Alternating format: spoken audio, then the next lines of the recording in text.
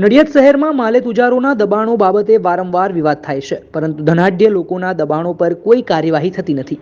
કાર્યવાહી થાય છે તો ફક્ત ગરીબોના ઝૂંપડા પર. એકવાર શહેરમાં ગરીબના આસિયાના તૂટતા નજરે પડ્યા છે. નગરપાલિકા દ્વારા શહેરના બારકોસિયા વિસ્તારમાં રસ્તો પહોળો કરવાની કામગીરીની આડમાં 4 દુકાનો અને મકાન દબાણમાં હોવાનું જણાવી તેને હટાવવાની કાર્યવાહી કરી હતી.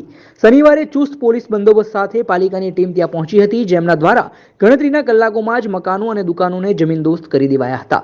જો કે પાલિકાની આ કામગીરીથી અહીં રહેતા લોકો રાતોરાત રસ્તા પર આવી ગયા હતા.